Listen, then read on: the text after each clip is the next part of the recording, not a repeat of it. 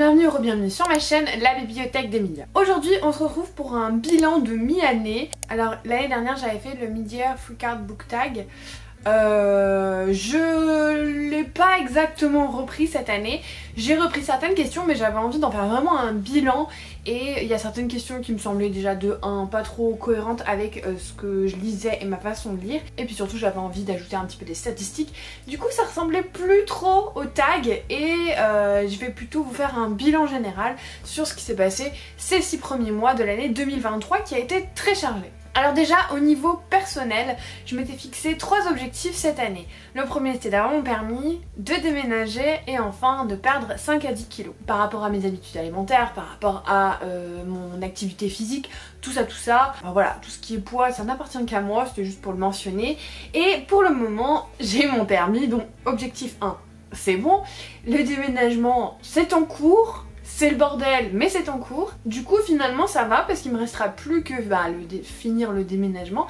Et puis après je pourrai me concentrer sur mon objectif 3. Donc finalement on est quand même pas trop mal au niveau des objectifs personnels. Au niveau des objectifs de lecture, je prends mon petit ordinateur car j'ai noté pas mal de choses. J'ai lu 83 livres depuis le début de l'année. Alors je me suis arrêtée au 31 juin, vraiment j'ai essayé de faire par rapport aux 6 premiers mois, sachant que là on est en juillet quand je tourne cette vidéo, je n'ai pas compté ce que j'ai lu en juillet. Et sur ces 83 livres, il y a 16 livres en anglais et ça c'est chouette parce que je pensais pas que j'en avais lu autant, j'avais l'impression que j'avais un petit peu délaissé la VO ces débuts d'année parce que j'étais fatiguée, parce que j'étais concentrée sur d'autres choses. Et finalement j'ai quand même lu ou écouté, surtout en grande partie, soyons honnêtes, 16 livres en anglais. Sur ces 83 livres, 49% sont de la fantasy.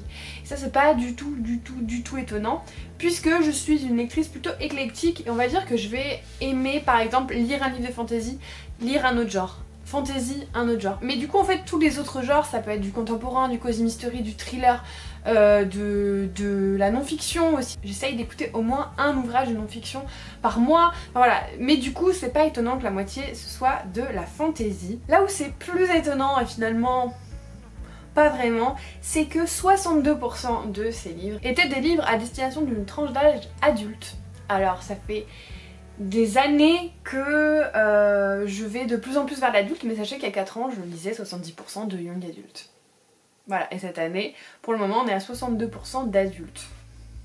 Ce qui montre quand même mon évolution, mais je pensais pas que c'était aussi large. Alors après c'est vrai qu'en général tout ce qui est genre autre que la fantasy ce n'est que de la littérature adulte en général, mais l'année dernière on était plus autour des 50%, là on se dirige plus vers une majorité d'adultes quand même. Sur ces 83 livres, j'ai lu 38 livres qui sont sortis en 2023, ce qui est plutôt pas mal. J'ai lu quand même pas mal de sorties récentes, sachant que sur les 45 et quelques livres qui restent, il y en a une très grosse partie qui sont sortis en 2022, donc j'ai eu quand même une majorité de sorties nouvelles, mais j'aime bien quand même lire des choses qui ont été sorties il y a un peu plus longtemps.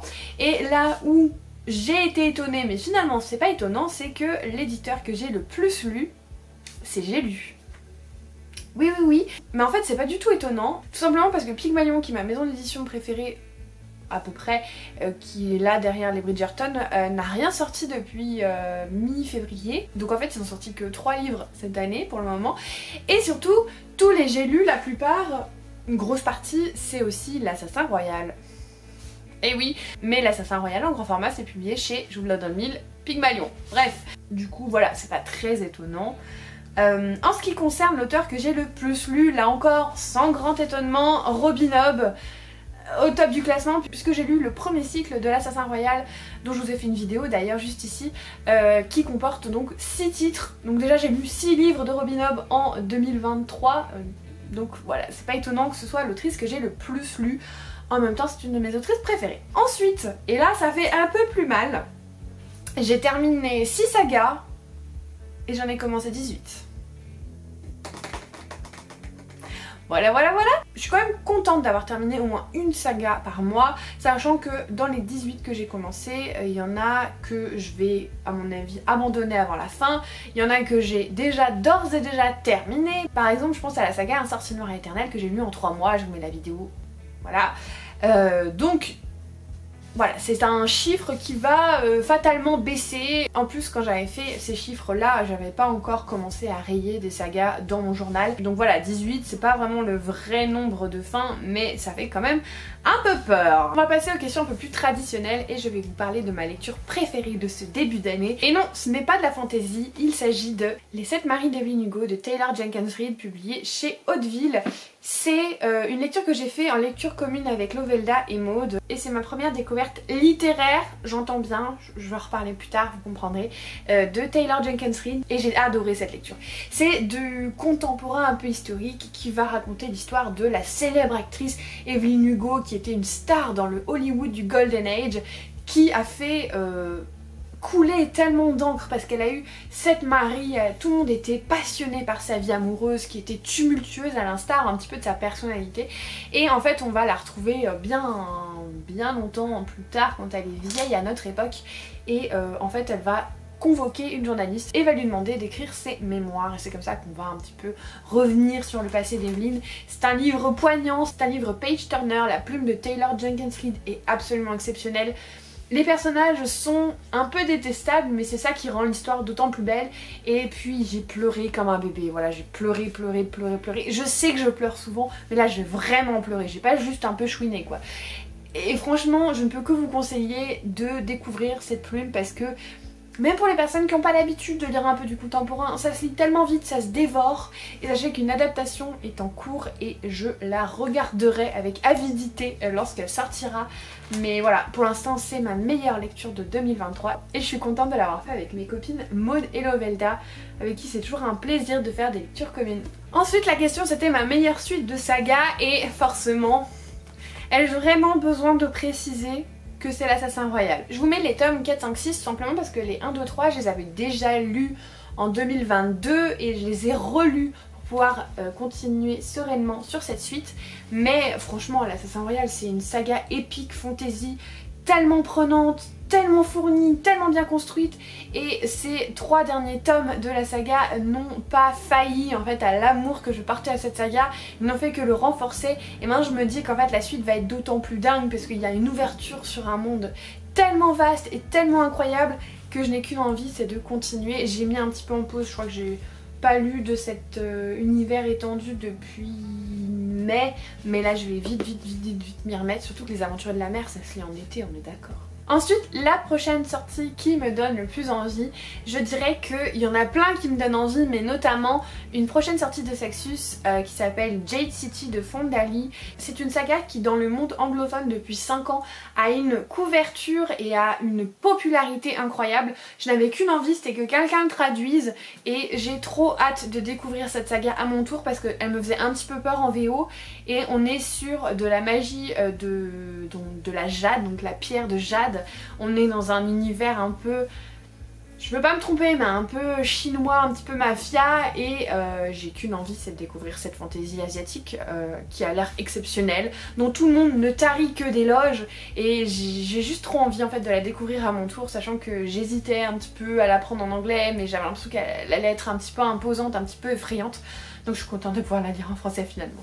En parlant de Saxus, ma plus grosse déception cette année, enfin en ce début d'année du moins, il s'agit de Cœur de sorcière de Geneviève Gornichek, publié chez Sabran. J'attendais beaucoup de cette lecture et j'ai été très déçue. Je sais que je connais des personnes en qui j'ai totalement confiance dans les avis et les goûts, qui ont bien aimé et qui ont même adoré, mais je pense que la plume n'était pas faite pour moi parce que j'ai pas réussi à m'investir. Je sais pas si c'est lié à la trad ou pas, mais j'ai trouvé ça long et pas très intéressant et j'avais vraiment envie de plus aimer. En plus j'étais en train de regarder Vikings en même temps, donc voilà, j'étais vraiment dans l'ambiance, mais malheureusement ça l'a pas du tout fait. Attention, hein, quand je dis que c'est ma pire déception, ce n'est pas du tout ma pire lecture de l'année. C'est juste, j'attendais tellement d'adorer que du coup je suis très déçue de pas avoir adoré. Voilà, il faut remettre quand même les choses dans son contexte. C'est pas ma pire lecture, juste je m'attendais tellement à voilà, un feu d'artifice que je suis très déçue de pas avoir vraiment aimé cette lecture.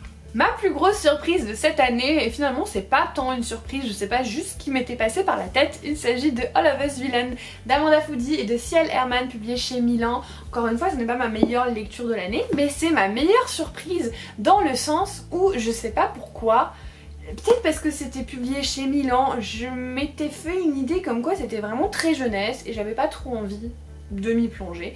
Et ensuite j'ai vu tous les avis des copains, je me suis dit mais ça en fait je vais adorer, et je l'ai pris et je l'ai dévoré. Je l'ai dévoré, je crois que c'est un livre qui est resté très peu de temps dans ma palle. Si c'est une semaine c'est genre exceptionnel, mais je l'ai dévoré et je l'ai adoré, et du coup vraiment super surprise parce qu'à la base je l'avais pas trop regardé, je m'étais pas trop penchée dessus, et finalement gros coup de cœur. C'est une histoire qui parle d'un championnat, d'un tournoi magique où en fait vous avez 6 ou 7 familles qui se réunissent et qui désignent une personne par génération qui va se battre à mort dans un tournoi, et le vainqueur va pouvoir avoir la main mise en fait sur la magie sur la prochaine génération. On va suivre 4 personnages sur les 7 compétiteurs. Alors attention, il y a des vibes Hunger Games, mais je ne comparerai pas trop non plus parce que c'est quand même beaucoup moins sanglant, c'est très soft sur la bataille, on va dire. Voilà, on n'est pas du tout sur la corne d'abondance dans Hunger Games par exemple. Mais c'était très chouette, j'ai beaucoup aimé le personnage d'Alistair notamment, qui est un peu un anti-héros, et voilà, j'ai hâte de lire la fin de la duologie parce que je crois qu'il n'y a que 2 tomes.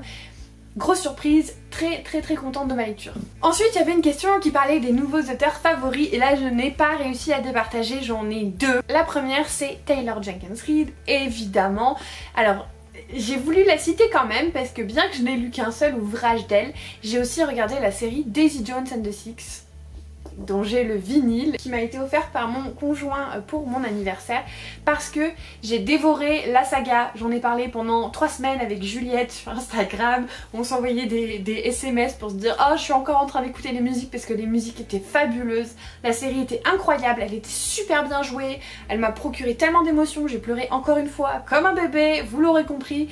Les musiques, vraiment, juste pour les musiques déjà de base, c'est exceptionnel comme série, et il n'y a pas que ça évidemment, tout est formidable, mais les musiques sont incroyables, et voilà, ça, dès que j'ai un tourne-disque, dès que j'aurai déménagé, ça va être à fond dans la maison. Mon chéri va me détester au bout d'un moment, mais c'est pas grave. Et je ne pouvais pas ne pas la mettre alors que j'ai eu une obsession telle sur cette série et cette histoire, et aussi un petit peu Evelyn dans une moindre mesure. J'ai obligée de vous la citer. En plus je vous dis des bêtises parce que j'ai aussi lu Les Sirènes de Malibu, j'ai lu 2 livres en fait d'elle. Et les 2 livres c'était une grosse réussite. Je pense qu'en fait Les Sirènes de Malibu je l'ai un petit peu moins aimé que les 2 autres histoires, c'est pour ça que je l'ai temporairement oublié. Mais voilà, c'est une autrice qui pour moi va devenir une incontournable. Je n'ai qu'une hâte, c'est lire son prochain roman Carrie Soto is Back. J'ai hâte qu'il soit traduit, et juste je ne peux que vous la conseiller, voilà. Et la seconde autrice, ce n'est pas de la fantaisie, mais tout simplement Ali Hazelwood, qui a écrit ces 2 romans scientifiques qui sont sortis chez Hauteville dans ces superbes éditions, que j'ai lu cette année les 2, et clairement Ali Hazelwood c'est devenu une de mes go-to autrices pour la romance. C'était exceptionnel, trop bien, c'était fun, léger, drôle, il y avait plein de références geeks, les scènes osées étaient pas trop... voilà, c'était ok. Les personnages sont un petit peu neurodivergents dans une moindre mesure dans Love and the Brain, mais surtout dans The Love Hypothesis. Et puis il y a une fraîcheur, une douceur, et surtout une bonté et une façon de raconter les choses qui est pas vulgaire et qui est juste trop chouette. Voilà, je suis très difficile en romance, mais Ali Hazelwood, je lirai tout ce qu'elle va publier. Mon nouveau personnage préféré, il s'agit d'Aren dans Le Pont des Tempêtes, tout simplement parce que c'est un mec qui connaît la notion de consentement jusqu'au bout des doigts, et ça m'a fait trop plaisir. Alors j'ai lu d'autres choses où il y avait aussi une forte notion de consentement, mais ça c'était la première fois que je me suis dit ah ouais c'est chouette quand même que enfin on nous mette ça dans des romans de fantasy, donc il a une petite place particulière dans mon cœur. En plus l'édition est sublime. Le Pont des Tempêtes c'est une romantasy tropicale on va dire, qui va suivre 2 personnages. Lara qui est une jeune fille qui a été endoctrinée toute sa vie pour devenir potentiellement la femme de Aren, puisqu'en fait elle est dans le royaume de Maridrina, et son père a 12 autres filles, et l'une d'entre elles en gros va devoir épouser le roi de Itikana, parce que apparemment c'est un méchant qui coupe toutes les propositions commerciales, qui les affame, qui voilà amène vraiment la ruine à Maridrina. Et en fait quand elle va arriver là-bas elle va se rendre compte qu'on lui a peut-être pas dit vraiment les choses, et que les méchants c'est peut-être pas ceux qu'elle pense, et du coup voilà il se passe plein de choses. Alors oui attention, c'est de la romantasy, moi je deviens très critique avec la romantasy, mais celui-là j'ai adoré. Pour le livre qui m'a le plus fait pleurer, j'aurais dû citer encore l'Assassin Royal, mais du coup je vais en profiter, vu que je l'avais oublié tout à l'heure, pour citer Les Sirènes de Malibu de Taylor Jenkins Reid, qui m'a fait aussi chouiner comme un bébé. Alors attention, le livre pour l'instant qui m'a le plus fait pleurer depuis le début de l'année, il a été lu en juillet, donc je vous en parle pas ici. Mais clairement on a un vainqueur hors compétition et à mon avis le restera jusqu'à la fin de l'année. Quoi qu'il en soit, Les Sirènes de Malibu, c'est l'histoire de la famille Riva, cette fratrie de 4 frères et sœurs qui ont été un petit peu abandonnés par leur père qui est très célèbre, qui est un chanteur vraiment de renommée mondiale. Et ils se sont fait eux-mêmes. Nina est devenue mannequin, il y a le plus grand des frères qui est devenu surfeur professionnel et son petit frère, voilà, qui a à peu près son âge en fait, mais bref, j'en dis pas plus, et photographe, va l'accompagner partout dans toutes ses compétitions. Et la plus jeune sœur a énormément de talent, elle ne demande qu'à être découverte. Mais du coup, c'est une famille qui est très connue. On est dans les années 80 et tous les ans, ils vont organiser une grande fiesta dans la demeure de Nina, l'aînée, à Malibu. Et au cours de cette fête, il va se passer plein de choses et il y a tous les souvenirs qui vont remonter. On est sur une double temporalité, surtout au début du roman, à la fin un peu moins, mais on va suivre à la fois l'enfance de cette famille et également en fait la fête, le soir, tous ces drames en fait et toute cette tragédie. Et c'était un roman que j'ai adoré, alors moins que les deux autres, mais il était trop chouette. Et si je n'ai qu'un conseil à vous donner, lisez-le après Daisy Jones et après Evelyn Hugo, parce que l'autrice a créé un monde fictif où toutes ces célébrités, parce que vous l'avez compris, elle ne parle que de fausses en fait célébrités, toutes ces célébrités évoluent dans un même monde et il y a des easter eggs et des références. Donc si vous voulez avoir le maximum de cette lecture, je vous conseille de lire les deux autres avant. Le plus beau livre qui a rejoint ma bibliothèque cette année, et c'était un petit peu difficile de choisir au début parce qu'il y a énormément de très beaux ouvrages, notamment avec Fairyloot, mais aussi en français. Le Pont des Tempêtes par exemple, ils font des très belles choses, ou même The Love Hypothesis et Love on the Brain. Mais Divine Rivals, déjà voilà la tranche. Les End Papers avec du doré, et puis aussi même le hardback. Même le Naked hardback est magnifique. Et je crois que j'ai eu un coup de cœur récemment sur l'ouvrage, sur l'objet livre. Donc je vous dirais Divine Rivals. C'est de la fantaisie un peu onirique, je la commence très vite, je la commence demain je crois. Donc je vous en parlerai rapidement, mais ça me donne trop envie et puis ce livre est juste sublime. Et tous les retours que j'en entends pour le moment ne sont qu'élogieux, donc j'espère adorer ce livre. Ma lecture en cours, c'est Rosen, le tome 1 que j'écoute en audio sur Audible et qui surtout est la lecture commune du mois sur notre book club avec Aurélie, le chaudron Bookiner, donc je vous mets le Discord en barre d'infos comme à chaque vidéo. C'est notre lecture du mois, donc on va faire un live, je sais pas quand est-ce que je sortirai cette vidéo, donc je sais pas si le live aura déjà été fait ou pas, mais c'est ma lecture en cours. C'est de la fantaisie orientale qui va suivre une djinn qui s'appelle Rosen qui arrive en fait dans le royaume un peu du sultan en fait, qui va être un royaume sans magie et où les djinns sont mal perçus, où ils étaient pendant très longtemps en esclavage, et elle va arriver un petit peu pour former une espèce d'alliance politique pour un petit peu la liberté des djinns, mais sur place elle va se rendre compte que tout n'est pas comme elle le pensait. Voilà, c'est un petit peu redondant ce genre de résumé, mais pour l'instant c'est plutôt sympa. J'aime pas trop la narratrice par contre, mais bon ça c'est pas la faute du livre, mais voilà. Et enfin, ma prochaine lecture, à part Divine Rivals, il va s'agir de la lecture chauvine, Nuit d'orage à Haute-Rive de Juliette Galani, publiée chez les éditions Hurlevent. Et je dis lecture chauvine tout simplement parce que c'est une histoire qui se passe à Lyon. Je viens de Lyon. Plus pour très longtemps, mais je suis à Lyon. Et je vais la lire avec Marie de Mirazonchi, qui elle-même est à Lyon aussi. Voilà, donc lecture chauvine, on adore. Avant que je dise au revoir. Ah, Lyon, ma vie. Trêve de plaisanterie, on va être dans les années 1954 en plein été avec la famille des Bellamy qui se retrouve chaque année pendant 2 mois, pendant l'été en fait, dans la demeure de Haute-Rive où il y a plein de réceptions, des choses un peu grandioses qui se passent. Et évidemment, il va se passer des choses dramatiques. Il y a des secrets qui vont revenir à la surface, il y a plein de choses qui vont se passer, du drame. Voilà, on aime bien le drama et surtout, comme tous les romans de Hurlevent, sauf le premier, je crois, Le cœur de Mélie Davis, il y a une playlist de lecture et j'aime tellement ça, j'aime tellement les playlists de lecture. Donc j'ai très hâte de lire ce roman. Avant de clôturer cette vidéo, je voulais juste faire un petit laïus sur le fait que j'ai eu beaucoup de chance de rencontrer, que ce soit virtuellement ou pas, de nombreuses personnes que je trouve toutes plus formidables les unes que les autres, et je me sens vraiment chanceuse d'avoir ces amitiés, même si des fois ce ne sont que des débuts d'amitié, et toutes ces relations amicales comme ça avec tous ces gens que j'estime au plus haut point et que j'adore regarder leur contenu à eux sur les réseaux. Donc voilà, je ne cite personne parce que j'ai peur d'oublier quelqu'un. Donc voilà, je vous fais des gros bisous à tous et puis je vous remercie d'être restés jusqu'au bout de cette vidéo. Si jamais vous êtes toujours là, n'hésitez pas à mettre un emoji calendrier puisqu'on est sur le bilan de la mi-année. Si vous n'êtes pas abonné, n'hésitez pas à le faire, mettre un pouce en l'air et un commentaire. Je vous remercie énormément de tout votre soutien, vidéo après vidéo, ça me fait énormément de bien au moral. Et puis en attendant la prochaine vidéo, comme d'habitude, je vous souhaite de merveilleuses lectures et je vous fais des bisous.